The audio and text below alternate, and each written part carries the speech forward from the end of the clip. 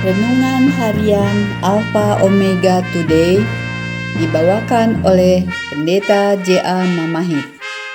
Adapun firman Tuhan mengatakan, tak berkesudahan kasih setia Tuhan, tak habis-habisnya rahmat-Nya, selalu baru tiap pagi, besar kesetiaan-Mu. Ratapan 3 ayat 22. Marilah kita siapkan hati dan pikiran kita untuk menikmati berkat-berkat rohani dalam renungan berikut ini.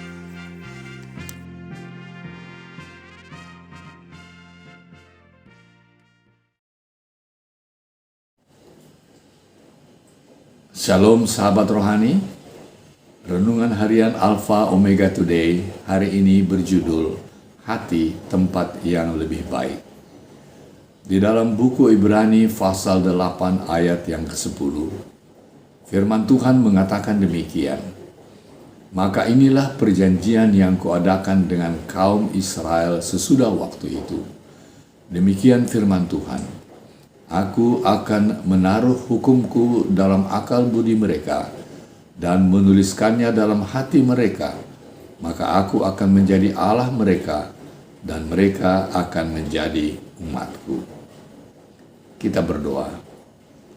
Ya Bapa, Tuhan Allah yang Maha Kasih, kiranya janji Tuhan yang diberikan pada zaman dulu bagi umat Israel boleh menjadi bagian kami senantiasa dalam hidup kami, sehingga kami menjadi milik Tuhan dan Tuhan ada dalam hati kami. Kami bergembira di dalam kebenaran Tuhan, dalam pelayanan pekerjaan Tuhan sampai Tuhan datang.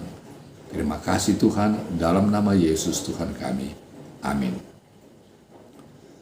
Saudara, masalah utama dengan pengaturan perjanjian pertama adalah bahwa Israel tidak pernah menghayati hukum yang tertulis di batu.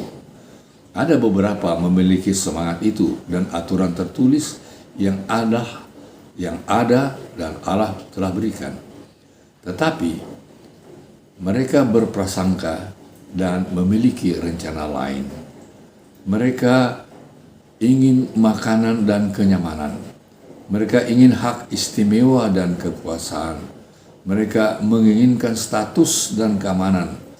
Mereka menghargai cara hidup yang dilakukan oleh orang kafir yang ada di sekitar mereka, di atas kehendak Allah yang mulia yang menjanjikan itu.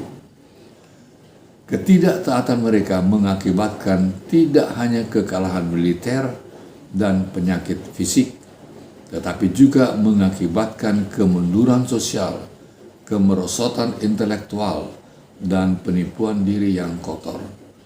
Kurangnya kepercayaan kepada Tuhan dan mengabaikan perintahnya, itulah yang telah membawa bencana. Kabar baik bagi kita adalah karena adanya firman Tuhan bahwa semuanya ini telah menimpa mereka sebagai contoh dan dituliskan untuk menjadi peringatan bagi kita yang hidup pada waktu di mana zaman akhir telah tiba. 1 Korintus 10 ayat 11. Kita memiliki kesempatan istimewa untuk memperoleh manfaat dari kesalahan mereka. Kita tidak bisa berharap bahwa semua yang mengakui nama Yesus berperilaku sebagai murid yang benar. Tetapi kita bisa dan harus sebagai individu memutuskan untuk tidak pernah meninggalkan pernyataan perjanjian kita dengan Allah kita yang membawa kepada sukacita abadi itu. Beberapa tahun yang lalu, seorang pengusaha terkenal berdiri di depan kelas tamatan dari Pine Forge Academy di Pennsylvania Timur dan menyampaikan amanat penamatan terpendek tetapi yang mungkin paling mendalam yang pernah diberikan pada lembaga bersejarah ini. Pidato 2 menit yang tak terlupakan tersebut terdiri dari pengulangan 3 kata. Jangan pernah menyerah. Hanya pada bagian akhir ia memberikan variasi dengan mengatakan jangan pernah menyerah. Saudara, tekad yang abadi tersebut harus menjadi moto setiap anak Tuhan. Bagaimanakah seseorang dapat melewati semua godaan, maju terus dan jangan pernah menyerah? Saudara, jawabnya ialah tetap dalam hubungan berkesinambungan dengan firman Allah, sumber motivasi dan kekuatan kita untuk menurut dan menang. Kemudian, sebagai gantinya tertekan, merosot dan menjadi lemah iman, dan pada akhir mengikuti standar masyarakat yang membinasakan.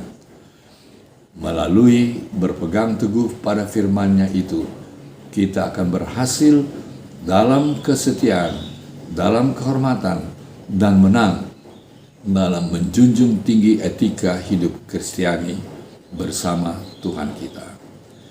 Marilah kita senantiasa berpegang teguh kepada kebenaran yang telah kita miliki, setia dalam kebenaran Tuhan sampai Tuhan datang. Tuhan kiranya memberkati Anda adalah doa kami. Amin.